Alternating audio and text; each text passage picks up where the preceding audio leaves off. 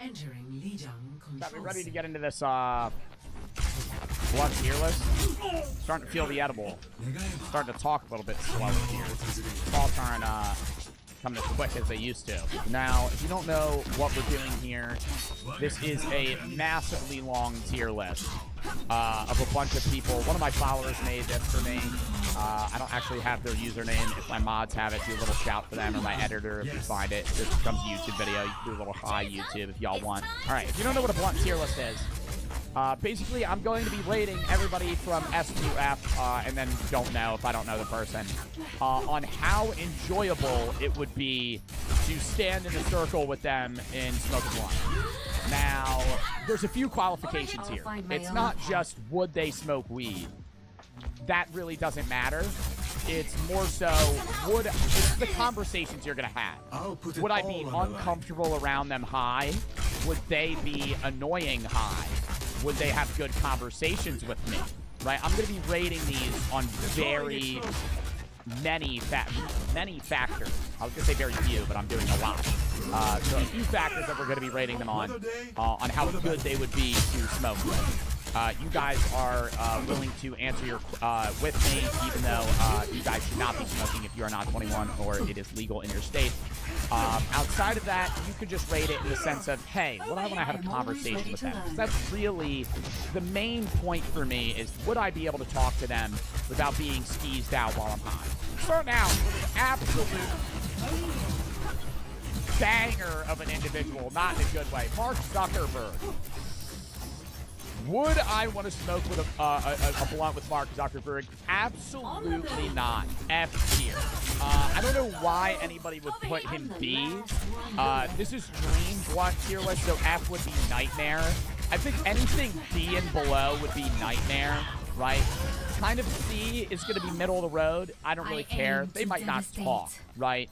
S, I would kill somebody to fucking stand with them, smoke a blunt, right? A, very enjoyable. B, I'm going to have a good time. C, you know, they might not talk, middle of the road. D, kind of unenjoyable. E, I'm very uncomfortable. I'm not having fun. I might leave the circle. F, I'm in hell and they're torturing me by making me do this. Mark Zuckerberg, I might throw in an E. I think he might have some interesting stories about Facebook. I also think that he looks like a lizard person, and I think that would make me very uncomfortable. Drake. God. Where would I feel like Drake could be anywhere on this board, because he's kind of a wild card in how is he going to act. I feel like he'd be kind of a C. And I know some people might like want him A or B, but I don't think he's D, E, or F. He's definitely not bad. I think he would be C, just for the fact that he might not really talk, and if he does talk, it might not interest me, but it's not going to ignore me. I think he might have some good stories. I think he might be B. But it's also Drake, you know? And, like, Drake could be, like, cringe. Sid from Toy Story. Sid from Toy Story. What I want to smoke a blunt with Sid. People are putting S here, but that'd be awful. He's so annoying. I feel like he'd tweak out. Enemy needs 5 kills. Enemy needs 2 kills.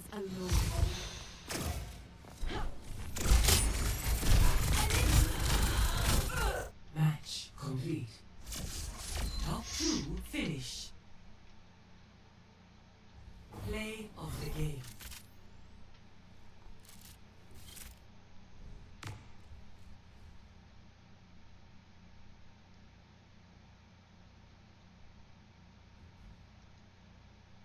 Said nothing about the city of Austin, Texas. And I want to go on record. Okay, I'm not. Go. Is a dump. It is a dump. I come to find out it's not exciting. It's actually much worse, and it's a horrible city without a soul. It's a soulless city that should be burned to the ground, and everyone that lives here should be summarily executed or forced to be in a North Korean-style labor camp where they get skinnier and skinnier until they simply disappear. And no one will remember them because no one here can even make a fucking documentary about this dump. It is not the live music capital of America. It's 3 heroin addicts busking with guitars. There is 0 talent here in any capacity. There's 3 restaurants that are good, and I've been to all of them twice already. It is over. Tech demons will come in and do what they did to San Fran. They'll colonize the outside of Austin, and they'll invent chips to shove up your ass. And the city of Austin will be what it has always been, an uninteresting dullard.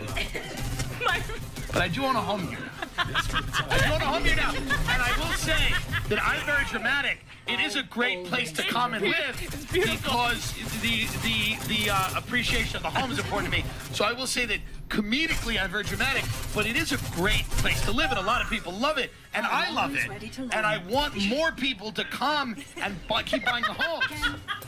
Because it has these secret nooks and crannies and you find... I didn't even know who I was until I moved here, but it is a beautiful place, so keep coming and buying. I'm doing a bit on a comedy podcast, but what I really believe is that it's a great place to raise a family as long as they, like you, are dull and never want to succeed. I am obsessed with the fact that so many comedians followed a billionaire to Austin. That was listen, he's not a billionaire, by the way. He barely has money. Secondly, he's fine. He's fine. I run in circles of people that I love more than him. I love that all these comedians moved out to Austin and be like, I'm gonna get on a show. He'd rather have someone. No, he literally brought homeless people here that are talking about taxes. They're like, I'm gonna save money on taxes. It's like you live in a tent.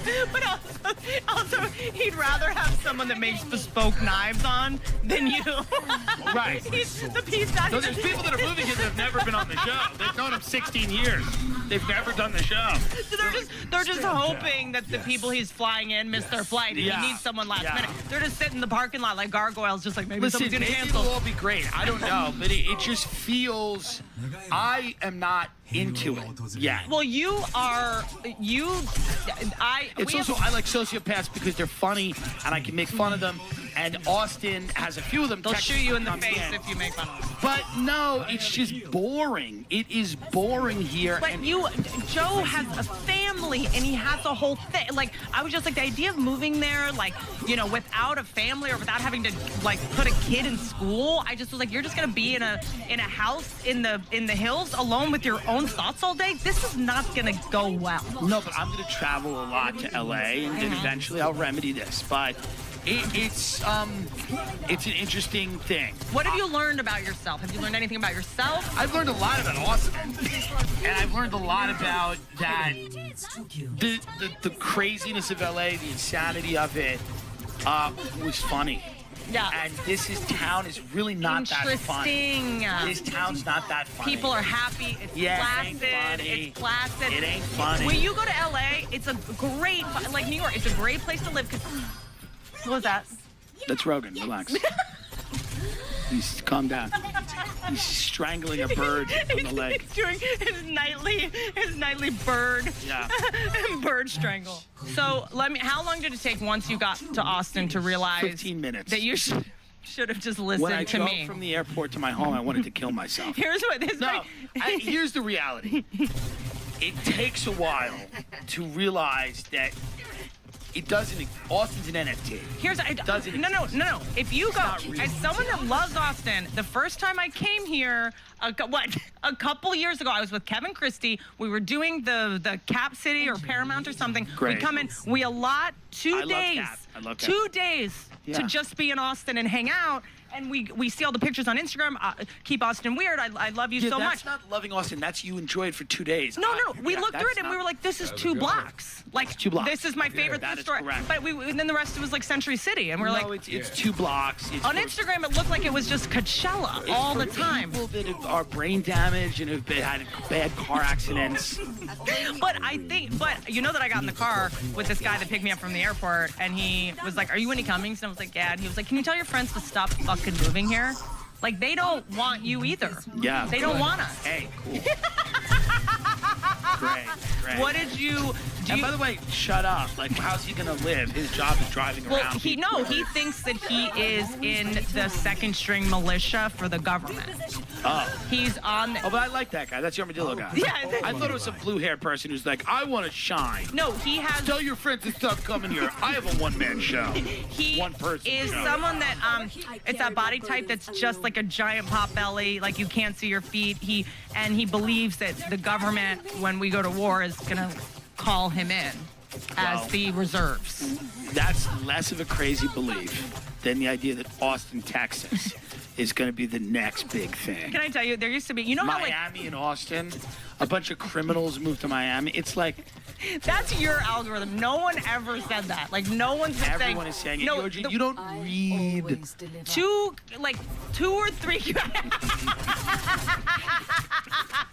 It is literally the topic of conversation I do. for the last several months. By the way, I've not invented this. I do not follow comedians that are looking for confirmation bias of the bad choice they already made. Like, dude, this is the shit. This is the shit. Like, I'm like, okay, like, let me. To live like a person here, you have to have $40 million. To live like the kind of life that you need, which is, by the way, Because here's what I would do with that money. but we're staying in a place. Kill everyone in Austin. We're staying And in a never place. have to see anyone. I'm not even talking about buying a mansion. I mean, that $40 million I could invest in a chemical weapon and decimate the entire city. And then I might enjoy it, start building it up again piece by piece. But here's the problem with you, is that you are so committed to being pissed off, which is why I think you're great at what you do. No. I'm not. We visited Can I- a $40 million home. We visited it, and first of all, you think it's a dump. Second of all, we go. I didn't say it was a dump. We go from the house to the lake, which is, I don't know, 1,000 yards or something, because it's so vast and beautiful. And then you get up here and you're like, this walk is too fucking long. You don't even want the mansion you want. What's gonna happen when you? What I said, and the way that I feel, is that Austin's a lovely place. Being on the lake is beautiful, but you cannot compare it to being on the ocean. In the freezing cold ocean in the Hamptons, after you get Lyme disease and bitten by 500 mosquitoes and get shot by Seinfeld security? The Hamptons destroys Austin in every I respect. am not arguing that. In every respect. I just mean the Hamptons. Palm Beach doesn't destroy Austin. Are you nuts? Palm Beach is. What's good about this conversation is that the majority of Americans are unemployed. So this is a good conversation and a relatable one for many people sitting at home right now. Do you think it's a coincidence Trump gets banned from Twitter and social media and you get banned from Airbnb? I was banned from Airbnb. I went to an Airbnb in the desert. Two lesbians had put together an Airbnb with furniture that no one could sit on, right? Like art pieces. But Sure. like I had fat people with me, so they couldn't sit in the chairs or anything. We all had to just stand out there in the middle of the desert. It was really embarrassing. And we left some dishes in the sink. That's all we did. Didn't break anything. I mean, look at this. Look at that. That's what we had to sit on. Every piece of furniture like sodomite as you sat on. Like that's how fucked up it was. Look at that. That's a chair. It's ridiculous. So then these lesbians, I threatened to kill them. I texted them. I said I was going to burn down your house. They said, are you threatening me? I said, let's just see what happens. I then texted them. I said, let the games begin, ladies. You have no idea who you're fucking with. Then Airbnb kicked me off. Now, did they file a formal complaint, or did Airbnb follow the story? Airbnb followed the story? I imagine these, because I spoke about it on my podcast. I said I wanted to gas them, lock them in their house, gas them, and watch them like paw at the windows like cats. Very much like The Patriot. Have you seen that scene in The Patriot? Yes, that's what I want. Thank you. Yeah, so that's where we're at with that. I'm removed from Airbnb, but I will set up my producer. We'll just set it up under his account, and I'll use VRBO. I don't give a shit. And Wow. I switching. would, those ladies, watch your back. What's your back? Have the fans been harassing them? Do we know their profiles and shit? Probably. I don't know what my fans. I don't know what people do. I don't know if they're sending messages. No, they had to go private on Instagram, and they had to, turn off comments on the page because they trashed me on a public forum, which is Airbnb, and I am just using my opportunity as a citizen of this country to speak freely against these two lesbians who are not designers, not artists, not interesting. They are goofy bitches, and we're locked in a war. And fuck Airbnb too, and fuck Airbnb. They're not letting the terrorists stay in the Airbnbs that want to do the civil war for the inauguration. Yeah, it's fucked up. They want to pay the terrorists. Want to pay the money. Hey, look, I grew up around a lot of CWRs, man, and we used to go and we'd picnic out there and eat at them and watch the battles, and so.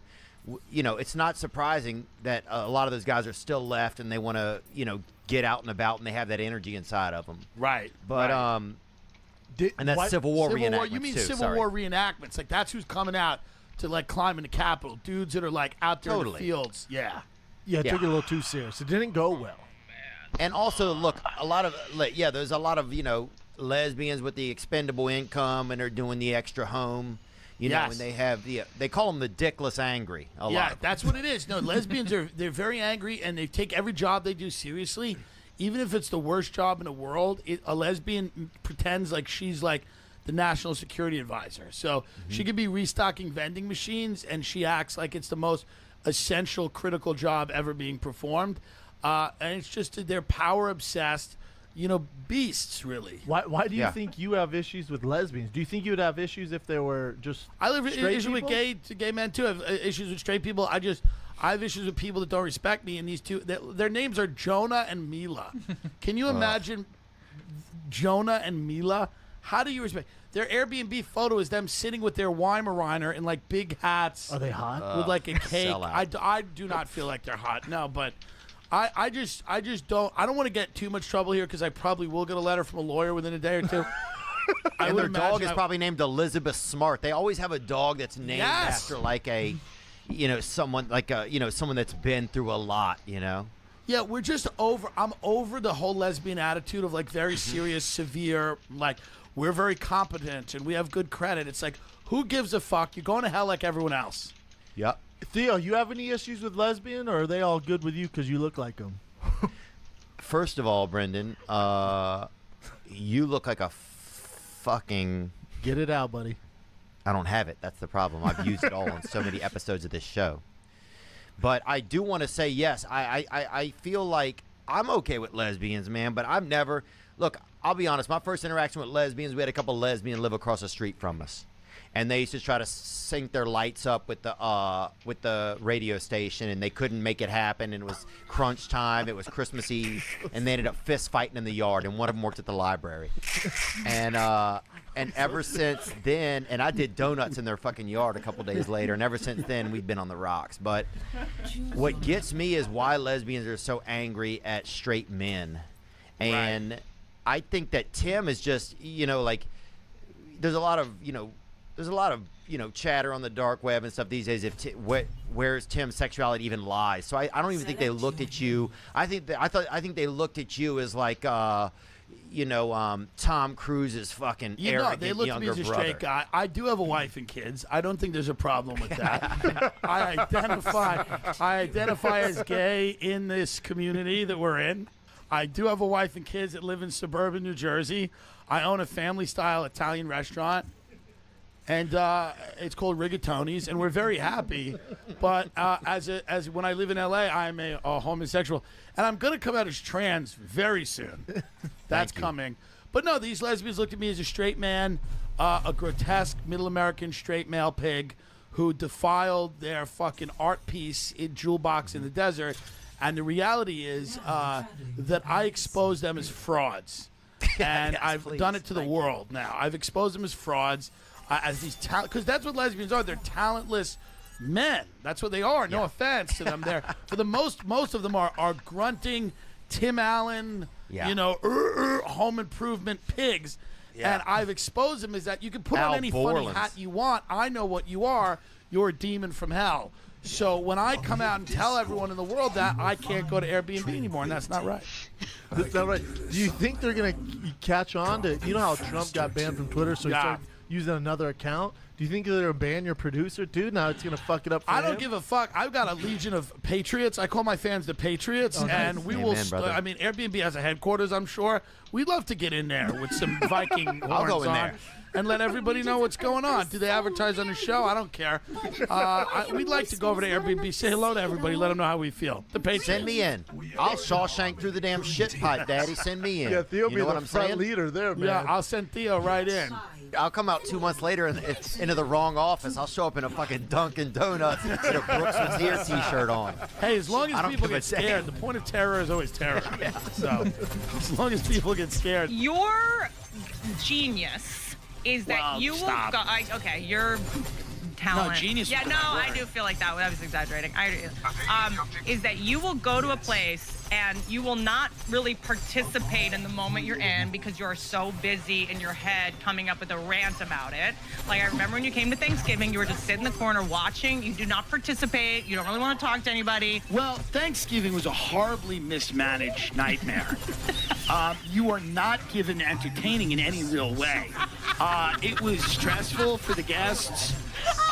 It was odd. You were berating some guy to ask him how much he owed in taxes. Jim Jeffries walked in with his kid and wife and like didn't even sit down. He Nobody just knew turned what around. was going on. It was disconcerting for many of us.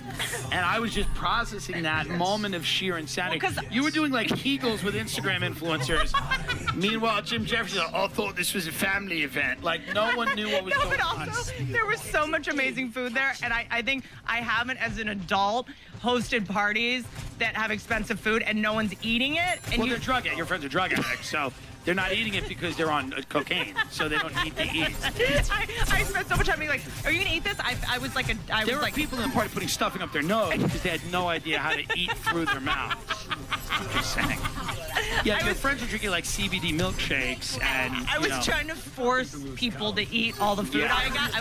I'm the most annoying guest. Enjoy it. Enjoy the party. Try this. Try This this. is the way Whitney hosts something. She'll be like, "Hello!" It's like a manic mania. As soon as you walk in, like the great socialites, the great hosts of our time, knew how to like Lily Pulitzer. breeze through a room and like really like have a few bits of conversation. Whitney gets in deep with everybody, and it's absurd. Like you're supposed to have like a very like light touch with everyone, and like, "Hey, how have you been? Where you been? You went on a vacation? Oh, I love the Cape." And I'm out. And Whitney's like, "What do you owe in taxes right now?" To people during dinner, and it was so crazy. Somebody would be like, "You have a beautiful yard." She goes, "What do you want? What do you want? What do you want out of this? Out of everything?" People are like, "Dude, it's so intense, and it's so crazy." And then your friends are like a mixture of like brilliant people and then brain dead people. So you have like very smart people, and then you have people that like have autoimmune disorders they've invented. That are like in capes. Yeah, that are like in capes and don't know where they are, and everything's like they do everything for a brand deal, and they're like pretending to have lupus. So it's a strange mix of people. I like to surround myself with a very colorful crew, and I do not Yes. judge. I'm not elitist when it comes to like intelligence. I like to like make a party. First of all, at that time, it was really just only people Right. that were in homes without other people, and would get the test that would turn in a Yes, negative, it's very a responsible. negative COVID Well, test. it was very responsible. Put that out there. It was only We all- anti-vaxxers. We all had So it was- hydroxychloroquine on IVs. Yeah. And so at the time, those were literally the only people that would go out. Yeah. You know, no one It's would really true. go anywhere. Yeah. All the sane people said, no, we're not going to do a Thanksgiving this year. Even sane Most people did are that. But people are all dying you in had the to do was street. rattle a pill bottle, and your friends crawled in like stray cats to a bowl of milk. They all think I'm famous. I think they're famous. It's a shit show. Right. Whitney will introduce you to someone you've never heard of who's got like 90 million Instagram followers. And she'll be like, they've got a calendar, and it's just like them with an umbrella. And you're like, what the fuck is going But on? no, they're super famous in India. Right. Right. Do you want to sell She tickets will in tell you, India? like, Whitney will be like, this is the biggest influencer in Kuala Lumpur. And you go, what? Why am I here? But you conversely were doing that shit with me. You made me feel so fucked. I was like, do I need to get on TikTok and start making, like, doing little noises and faces on TikTok? I mean, you had a minute where TikTokers were like your main future of your business. I have dinner with TikTokers a few times, and I make fun of them, and they don't care because they're 19 and good looking, so they don't care that you're making fun of them, which I find refreshing. Yeah. It's refreshing when someone goes, yeah, I don't care, you pig, and you care what you say. Right. And that's good. Yes. You know what I mean? I had dinner with those same TikTokers. They were looking at me. I think they thought I was Joan Rivers. I don't even know what was happening. I went to dinner with you fucking leave LA, and then I'm stuck there with a bunch of non-comedians, and you're you like... went with the great Michael Gruen. Yes, who I love. He's great. But they're all they have no idea who... They don't know what I do for... Like, they don't know anything about me, and I'm just sitting there, and they're They like... didn't watch Twin Peaks? Airbnb is really disrupting real estate. And I know a lot about real estate. I just did a little fake business. Now, you know that I do this. A lot of the audience don't know that I do. I do fake business. I call up realtors all day when I'm bored, and I pretend I'm a realtor and that my client is very interested in their property, and I ask them lots of questions about their property. I just did it with a commercial property on Palm Canyon Drive. I said, hey, this is Tim. I have a client of investor that's really interested in the property. What are we looking at per square foot, and what are some of the local restrictions we should know about? And, you know, these whole things, they go into this whole thing. They go, well, you know, they don't want a coffee shop in there because Starbucks, there's a competing business clause, so Starbucks doesn't want a coffee shop. This is how the corporate takeover of America is, by the way, because when Starbucks moves into an area, they go, yeah, we don't want some independent coffee shop opening. Not all areas, but a lot of them. We don't need somebody slinging lattes for less than we are. So the guy goes, well, there's a Sprint store, so we can't do a competing business, blah, blah, blah. And we talked about it. There's a lot of parking behind. I said, thank you. I said, I have an investor, but he's very concerned about, you know, the competing business clause and everything like that. And I was on the phone with this guy for about 10 minutes. And he said to me, oh, Tim, that's cruel. Their time has value. No, it doesn't. And I will continue to do fake business because I like doing fake business. It's one of my favorite things to do. I like to call people and I like to lie about who I am and what I do. And then I like to see how they conduct business because on their end, they're conducting real business. I'm conducting fake business. And never the two shall meet. We've gotten to the point where one of my clients who doesn't exist was almost going to put an offer on a house. This was last week. I've been on the phone with this realtor for like 45 minutes, 3 times in a row. I've had to block her finally. She doesn't know what happened. Sometimes I have to block the people because fake business gets very intense. Fake business, people start drawing up contracts. I mean, she was calling appraisers. She was going to have inspections done. You know, I was representing a very motivated overseas client. Now, sadly, that client died of coronavirus before we could go see the property. That's not my fault. And I tried to explain that to her, but she was kind of confused and started saying, oh, this, you know, blah, blah, blah. Are you real? Is this real? Cops, FBI, whatever, blah, blah, blah. Blocked. I'm helping train these professionals. Do you understand? Yes or yes? By calling them, people need practice. So this schmuck over there on Palm Canyon, I did use my real name, by the way. Like, this is Tim Dillon. And sometimes I make up a firm name. Sometimes I use a real firm name. Sometimes I just say, this is Tim Dillon with Futures. He goes, what? I go, Futures Investment? He goes, okay. Just go, okay. I go, yeah, all right. I go, yeah, you got a commercial listing on Palm Canyon on the corner. I'm wondering what we're looking at price per square foot. What's the parking in the area like? What's the competing business clause? Well, any local restrictions we should know about? I have a team of investors that are looking to expand into this area. Many of them, sometimes it's a franchise, sometimes not. But I'm just, you know, it's an investment group. They're very interested. They love the visibility of the location. Oh, he goes, it's a great location. So they love the visibility of the location. And see, right there, we're beginning to do fake business. Because then he goes to his wife, he goes, I just got a call from a guy that may be interested in this. And then he tells his secretary, and then he tells his partner. So I'm in, and I'll give him a follow-up call later tonight. I'll have 10 more bullet point questions before I bring my investors. And I do this. Now, a lot of people, I was explaining to someone at dinner that I do this, and they go, that's horrible. I said, why? Doing fake business. They go, why? I said, I like doing it. So I don't have a real estate license, and I can't do real business, but I at least can do fake business. They said, that's pretty sick.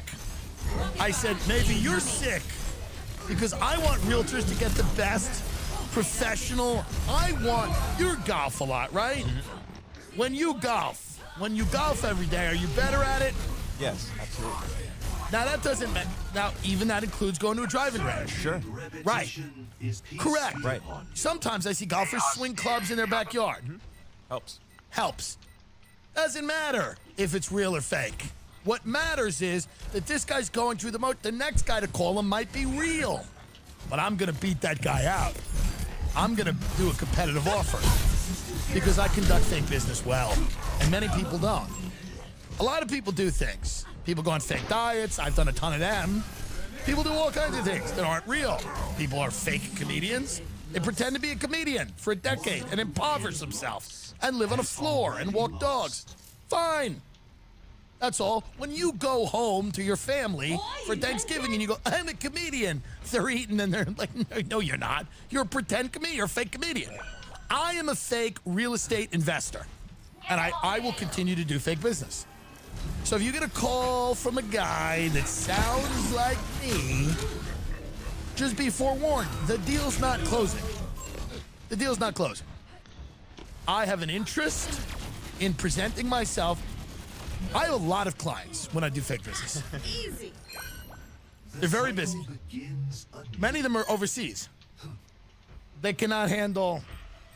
I mean, we should probably get the phone, do a little fake business right now. Maybe we get our phone. Can you get the phone? Let's do a little fake business. Because I don't think people understand what I bring to the table and how good I really am. Is that my phone? Let me call this guy back. How do we get him in the roadcaster? Is he in the roadcaster?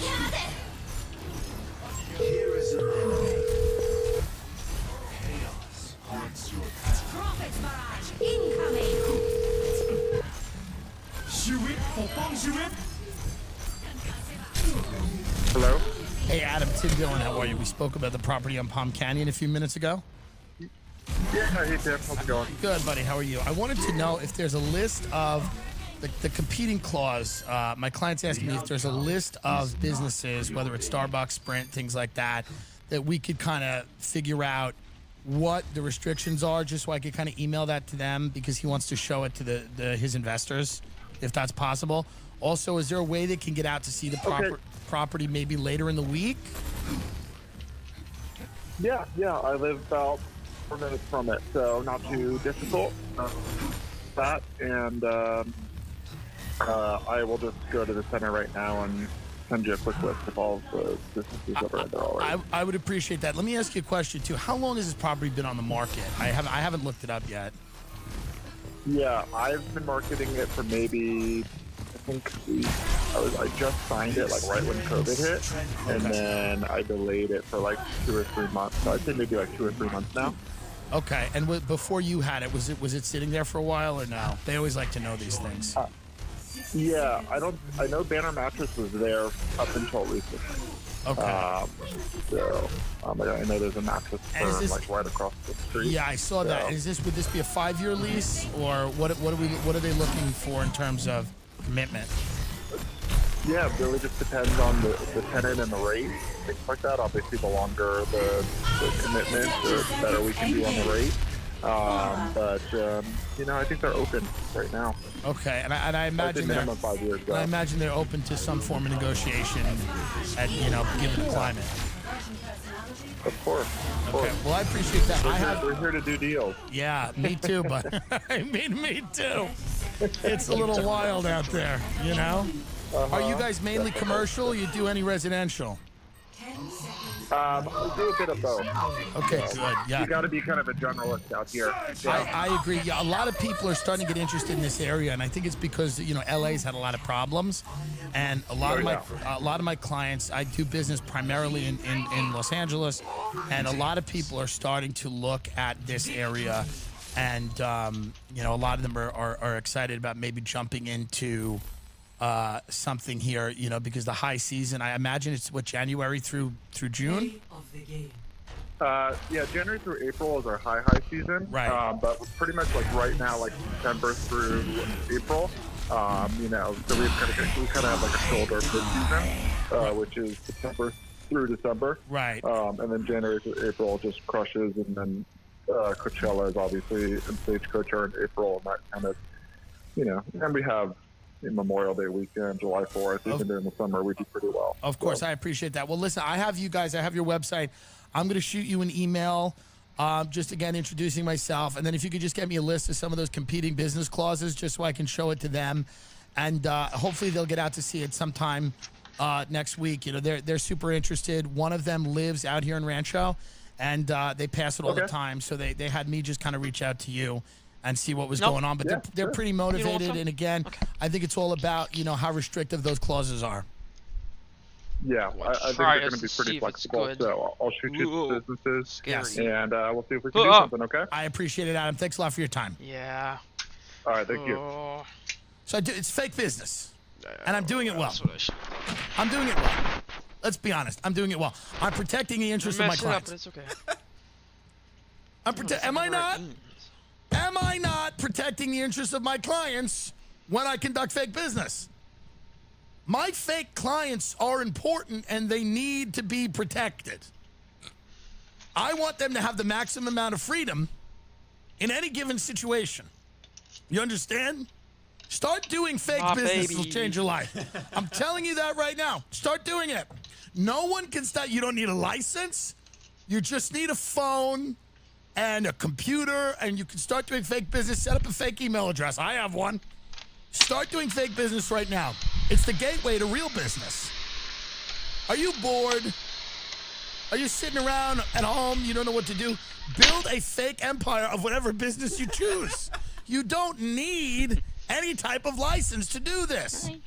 You can just call people and be the person you've always been meant to be. I think I've always meant to be sort of a rainmaker, putting together deals, guy with a six-pack and a huge cock, fucking people of every gender, doesn't matter, maybe connected to intelligence, maybe not, power broker type of guy. And that's what now, of course, I'm not that. I'm negotiating commercial real estate mattress transactions in Rancho Mirage. It doesn't always, fake business doesn't always work out the way you want it to. I want it to be fake CIA. I can't do that. But I'm a fake realtor in the fucking desert. Even your fake life will not be as great. You see? Even in my pretend life, I'm just a shitty realtor looking to sniff out a buck. But I know who I am. I know who I am in my real life and my fake life, and that's what's the most important thing. Set the expectations for your fake business high but reasonable. This is my advice to you. Gary Vaynerchuk tells you to start a real business. Oh, I say no. I say start a fake one. Start a pretend business. You can do everything that you will do in a real business. There's much less risk. Sure, these people get upset after a while after you've called them 17 or 18 times. You have to make up stories about what happened to your investor, why he didn't show up to the showing. Spicy. You were in the hospital. It's spicy and it's easy sweet. to do. And it needs salt. I'm just telling you it's important. Oh, Tim, these people's time is valuable. No, it's not. No, it's not. They love it. All they do all day is talk to 90 people. One of them signs a contract. I'm one of the fake people. Until the contract is signed, all business for intents and purposes is fake business. And I am one of the best. And that's what I've been doing to keep myself sane. We don't have salt. I mean, right now I'm negotiating a strip mall in Connecticut. You see? That's much more... It's much more complex because there's many different storefronts. You see? See what I mean? As you get better at fake business, you have to start looking things up. You got to know tax numbers. You got to know profit and loss. I mean, you got to really know your stuff. If you want to start talking to I have some real deal people I talk to. They're legit. They make real money. And they think I'm a realtor. You know? They think I represent an investment group. Yo, thank you forever. I love for joining, for being the top viewer. If I had thank to you, choose Hunter Thomas, for joining. Appreciate it.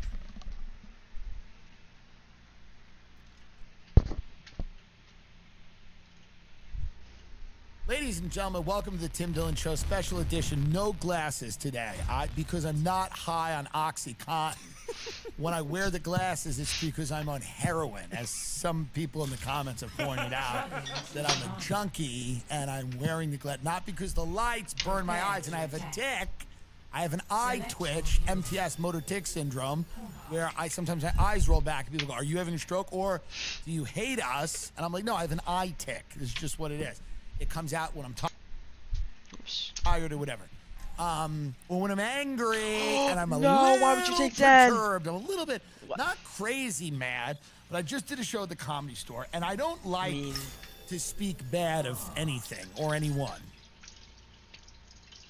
That's a big part of what I avoid here, is not trying to speak bad about anybody or anything or any club. Have I ever spoken negatively about an institution? No. And listen, I, like the police, many good people at the Comedy Store, like the cops, many good people are there and they're just doing their job. Like the people who put Jews in camps, just doing their job. But I did a Tim Dillon and Friends show, which we sold out in about 30 seconds. And the Tim Dillon and Friends show, what it is your friends, whoever's there, Spade, who's ever in town, Greg Fitzsimmons, who's ever around, Annie, who's ever around, comes and does the show. Not a big deal. It's fun. People come out, they see it, I go on last, and it's fun. And first of all, like the night before, they text me, what's the lineup? What's the lineup? Do you have a lineup? Do you have a running order? Do you have a lineup or a running order? Who's going to get on this stage? Do you have a lineup? Hey. We sold the tickets. Relax. Yeah, I have a lineup. It's everyone you banned. They're back. So, I'm doing this delicate.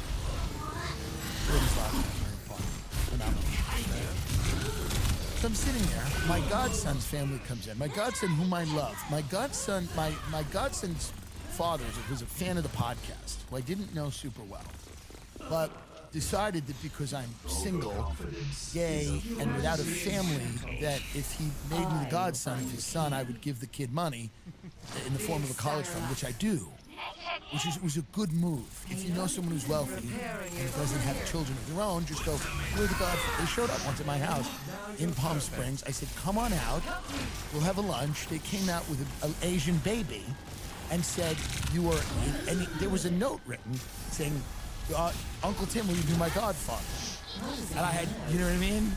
I just bought like the Range Rover, so they were like, and what are you going to do? It's like a little baby. If it was a white kid, I would have went. But he's Asian. He's high up. Top of the line. Top of the line. His family brings him in to the green room. His mother, his father, and the baby. And it's a wholesome event. Baby's running around. He's doing whatever. We're all, you know what I mean? Halfway through. I don't know who these people are now at the Comedy. The Comedy Store has now hired people that used to work at San Quentin, the prison. And I don't know what's going on over there, okay?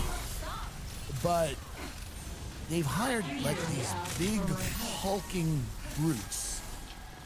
These like loggers. It's like guards. They're like guards. And nobody knows who anyone is, and nobody knows who I am. I'm the one who's sold the tickets to the show. So they're like, at least Rogan's Club, they're Navy SEALs, they have actual authority. They've killed people on behalf of the government. I'll listen to them. Who are these people? So they have these hulking brutes walking around, okay? And one of them, and again, this is all nice and respectful. This is respectful. This is the respectful. I'm sitting in the show that I've sold out at the Comedy Club. Could have done it at the Improv. Could have done it at the Laugh Factory. Could have done it at Flappers. Could have not done it. Could have not done it. Could have not done it. Could have done it at the Comedy Mothership, which I'm doing on Monday. I'll go right down to Austin with the guns. We got the guns. Okay? So, sitting in the green room, some actor kid who's friends with me came, or was like a new friend of mine. That's okay. That's okay. It's not a big deal. He came in with his friend, with some other dude. He's like, where's the bathroom? They just both went in the bathroom. So I'm like, well, they're sucking each other off and doing heroin. Now it's going to sound like I've done the wrong. Now everyone's going to side with the club. I haven't even gotten to the part. So there was a little shady behavior that I had no idea. I invite people sometimes that are famous, kind of, right? They're kind of famous. I don't know what they're doing. They're on heroin. Maybe. They're on OxyContin. Whatever. I think they're crushing up stuff. I don't know. It's not my business. But that's not even what they're mad at. So I'm sitting there, and then the hulking brute comes in, and he goes, "The baby's gotta go." Score. Oh, excuse me? He goes, "The baby's gotta go now." He's gotta go. He points at my Chinese 2-year-old godson and goes, "The baby's gotta go now! He's gotta go now! Him!"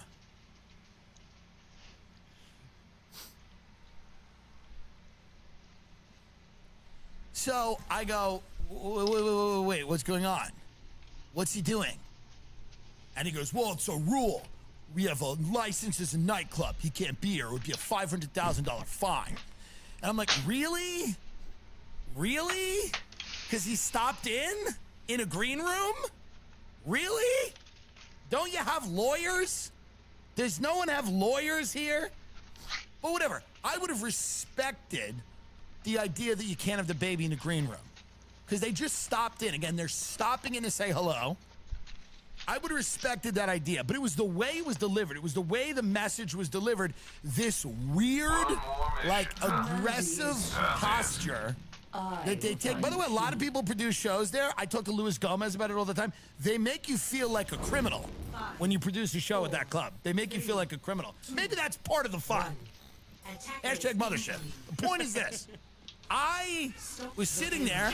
I have a Chinese person, you fucking white devil, who works at a comedy club, Whitey.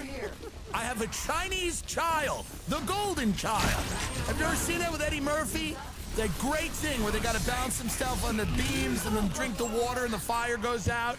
Maybe you should start thinking about the fucking prophecy. So, whatever. Somebody, I don't know, I've never seen this person. Apparently they work at the Comedy Store. They were probably, like, removed from Enterprise Rent-A-Car for attacking a customer. And now they are doing the security of the green room and kicking out everybody who's under 21. That's new energy, huh? So, the point is, we're having fun. Now, so he goes, the baby's gotta go. I'm like, okay, I'm sitting there. I'm like, the baby's gotta go. So then the baby goes.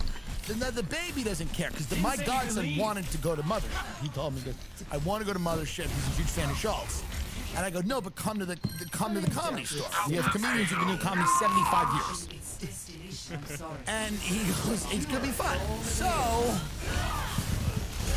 my Chinese godson is evicted. He's kicked out of the, like, literally the guy stands there. He stands there until the child is picked up and he, like, walks them out. And the booker comes in, who's sweet. Who's a nice person. She's a sweet woman. No beef with her. But she's there to, like, I guess, smooth it out or, like, and she's like, well, you know, it's like, he's a baby. And I'm like, yeah. Okay. Fine. This kid, Justin, who's a young comic in LA, is in the green room. He's a funny kid. He was big on TikTok, and then they banned him for, like, making fun of, like, I don't know, the TikTokers that have bull. Like Addison Rae or whoever these people are, the D'Amelios, called China and got him kicked off TikTok. They called President Z. But he's like a nice kid and he's a young guy. And New York, being from New York, again, I'm from New York. Like somebody told me, we were sitting in the green room at the Improv the other night, and they go, is it embarrassing that you moved to Austin and then moved back? I said, no, I don't care about anyone here. I don't respect anyone here, and all of this can burn. Truly, I don't love Austin, but all of my friends live in Austin and New York. I don't give a shit about this place at all, and it could all burn. And it was a little awkward. I was in the green room with other comics. But that's the way I feel. I like 6 people here, kind of. So I don't care.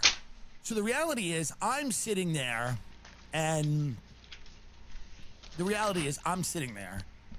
kid Justin's there, and I said to Justin, I'm like, yeah, do a guest spot. You know, that's what in New York, if somebody comes and hangs out, sometimes you'll throw them a guest spot. It's like the right thing to do. It's like a good thing to do. You know what I mean? Now, apparently this has like confused the people at the club who are like, who's he? And he looks young, right? He's a young kid. He's like 19 or 20. And he then, one of these prison guards, one of the corrections team, asks him, it smells how old very... he is. And he's a little bit of a wise ass. He's a comedian. He's a wise ass. Like, powdery. He goes, I'm 13. 13. It's funny. It was funny. And then the guy goes, show me your ID. He IDs the guy in the room. That's the energy that's the vibe there. It's like a strange vibe. Then I get out and start to do comedy. Now they had a show at 10, and they lit me like 5 minutes into my set, which is weird. And then I still pushed it. I did probably 20 minutes. What do you think I did? 20. I did 20 minutes. I would have done longer, but it was like there was a weird energy and a weird vibe. Not with the audience. They were amazing, but they lit me so early into my set that they were kind of like, we have a 10 o'clock show. And I'm like, that's great. You have a 10 o'clock show, but it's also like 9. I got on at what, 9:15? Right, so it's like, if I'm off stage by 9:40, we should be able to flip the room, you know?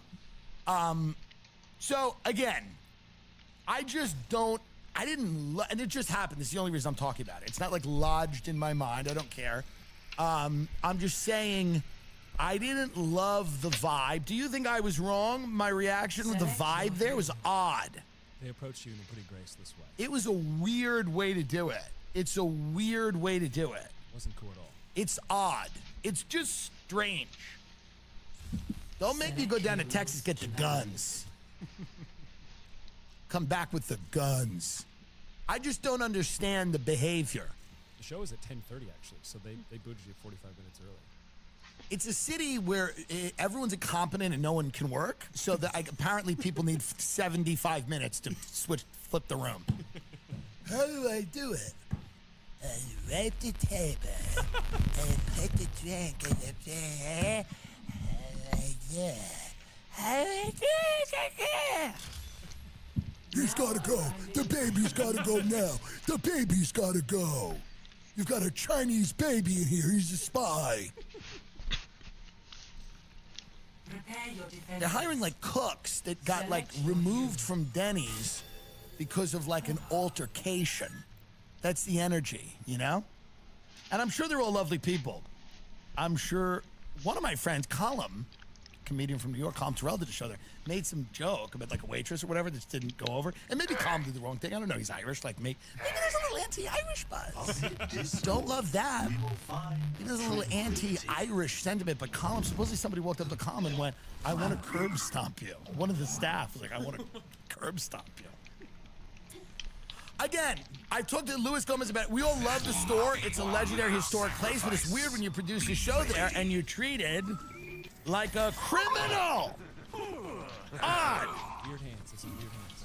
It's strange, and I'm not making a big deal out of it. I'm just saying, what, am I not going to talk about it? I'm speaking about it because I want to. But I'm not making a big fuss. I'm just saying it was an odd moment when you're screaming at a toddler in the green room. The only thing they didn't bring up was the actors doing dope in the bathroom, which that is something that I don't know. I don't even know if that was happening. I'm kidding, but I don't know. That was the only thing they could have maybe brought up. You had a couple of kids with heroin back there? I would have went, I don't know. They're not my godchildren. Honey! Today's episode is sponsored by Honey. It's an easy way to save when shopping on your iPhone or computer. Thanks to Honey, manually searching for coupon codes and pinning the path. Honey is the free shopping tool. It scours the internet for promo codes and applies the best one it finds to your cart. Imagine you're shopping on one of your favorite sites. When you click checkout, The Honey button appears, and all you have to click is apply coupons. It's the easiest thing in the world, and it does save you money. Wait a few seconds as Honey searches for coupons it can find for the site. If Honey finds a working coupon, you'll watch the prices drop. I love Honey because I used it, and the thing for me is that it's easy. That's what I like. So many things are hard, and when you try to use them, you start crying and hitting things because they're difficult and you don't understand them. They make you angry, they make you afraid. But with Honey, it's so easy. The Honey button, I forget it sometimes. I'm checking out and I'm buying something, and then the Honey button pops up and I go, oh my fucking God! Do they have a coupon for this? And they do. And you do the price drops, and you literally watch it with your eyes. You go, huh? Honey doesn't just work on desktops, it works on your iPhone too. Just activate it on Safari on your phone and save on the go. If you don't already have Honey, you can be straight up missing out. And by getting it, you'll be doing yourself a solid. Supporting this show. Get PayPal Honey for free. Join honey.com/TimD. Join honey.com/TimD. Literally, I use it now. I do save on stuff. I check out. It's easy. There's nothing. What do you have got to lose? What are you, nuts? Get it! I love cereal, and the most important thing about cereal is that it's healthy. And the great thing about Magic Spoon cereal is that even though you think it's a sugary cereal, like the one that you ate when you were a kid, it's actually very healthy for you, and people love it. It's delicious. It's high quality. Magic Spoon has replicated your favorite childhood cereals to taste good, but each serving contains 0 grams of sugar, 13 to 14 grams of protein, and 4 to 5 net grams of carbs per serving. The Honey Nut flavor contains 1 gram of sugar, but it's worth it. It's keto-friendly, gluten-free, grain-free, soy-free. A way to relive those moments watching your favorite cartoons. Remember childhood. Plus, it's only 140 calories in a serving. It's amazing. With over 8 unique flavors, you won't get bored of feeling good. The Magic Spoon. My favorite is peanut butter, but I love them all. Blueberry muffin, cocoa, fruity, frosted, maple waffle, honey nut cookies and cream, cinnamon roll, birthday cake. Doesn't it sound like health food? Magic Spoon. My first experience with Magic Spoon was when I tasted it, and then I was like, oh my God, this tastes good. Go to magicspoon.com/TimDillon to grab a custom bundle of cereal and try the magic for yourself. I'm dead serious, folks. You're going to love it. Your kids will love it. Get it for the kids. Put your kids on keto now. Remember, get your next delicious bowl of guilt-free cereal at magicspoon.com/TimDillon and use the code TimDillon to save $5 off. That's magicspoon.com/TimDillon. Use the code TimDillon to save $5 off.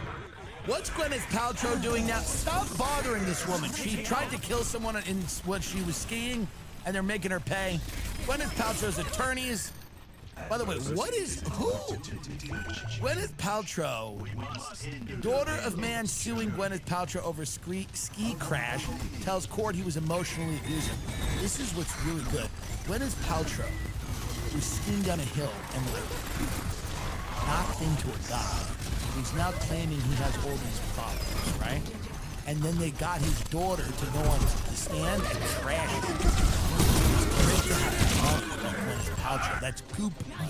She has that store where she sells insane products to people, like a candle that smells like a pussy. Someone said once, I forget, but somebody said it's similar to like the InfoWars store, like with just like like things on the InfoWars store will be like, this is to ward off demons, and her thing will say the same thing. The civil trial between Gwyneth Paltrow and Terry Sanderson entered day 2. By the way, can you imagine, like, this trial? Like, I don't think it's a jury trial because it's civil, but it may be. It might be. I mean, how fun would this be to just be on the Gwyneth Paltrow ski trial? Like, what a great trial to do. Because nothing matters. You know what I mean? Whoever wins, like, they're both pieces of shit. Like, and I'm sure she's a lovely person. But, like, her, like, you don't feel bad for Gwyneth Paltrow, right? And you don't really feel bad for this scumbag who's trying to, like, blame her for whatever he has. Whatever he's like. The civil trial between Gwyneth Paltrow and Terry Sanderson entered day 2 on Wednesday, and The Room heard how the retired optometrist was known as, quote, emotionally abusive and quick to anger prior to the 2016 incident. Lawyers for the Oscar-nominated actress. That's essential, huh? Lawyers for the Oscar-nominated actress read a testimony which was provided by Terry Sanderson's daughter, Jenny Sanderson, during their cross-examination of witness Dr. Wendell Gibby. The radiologist had earlier testified that Mr. Sanderson, 76, had a strained relationship with his family following the accident in the Deer Valley Resort in Park City, Utah, which is hilarious that that's what he's claiming. He's claiming that the injuries he's suffered made him a piece of shit to his children. He's like, well, one day, Gwyneth Paltrow, by the way, who's what is she, 170 pounds, like 50 pounds? Like, supposedly she knocks into the guy, and he's older, so probably, she's got velocity behind her. But then he's claiming that he just started, like, not caring about his family. So here, if you go up here, it says that, like, during his cross-examination, attorney James Egan questioned whether Dr. Gibby was familiar with the claims made in Ms. Sanderson's deposition, which had called her dad domineering and easily frustrated. Her testimony claimed she did not feel loved or nurtured by her dad before, also describing how he was verbally abusive towards her and her mom. According to Mr. Egan, Ms. Sanderson said her dad had always been frustrated and quick to act. I love that the daughter is testifying against the father. Like, the father's like, Gwyneth Paltrow knocked me over at a ski resort. Since then, I've been unable to be a father to my children. And then his daughter gets on the stand and goes, you've been scum forever. You've genuinely been a horrible father since the day I was born. Ms. Sanderson also told her dad how she didn't have a relationship. She said that they never had a relationship. Like, for 13 years, they didn't have it.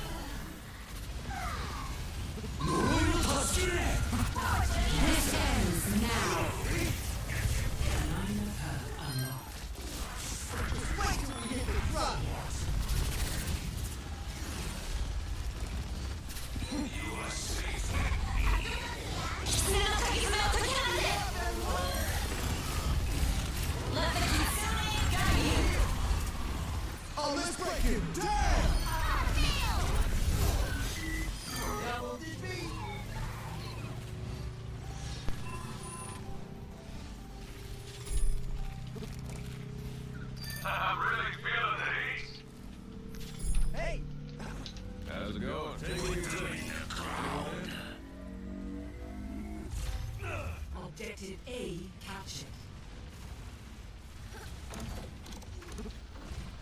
I will give you shelter.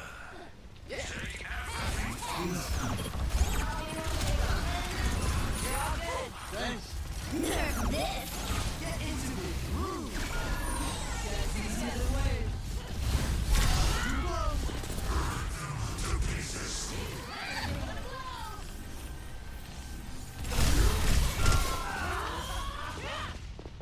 Dr. Gibby told how he couldn't recall the details of the deposition, but did say he knew of Miss Sanderson being angry with the man. Appreciate you.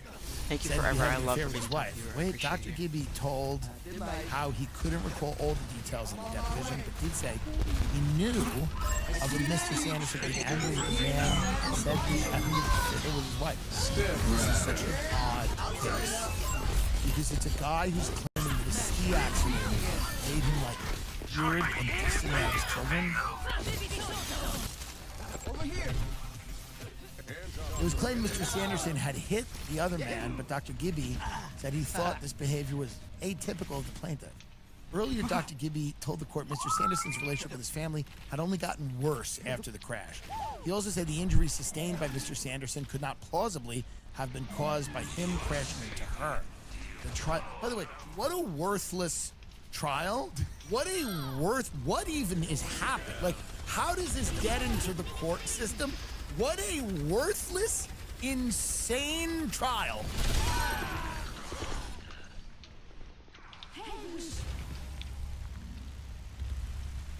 I was impaneled.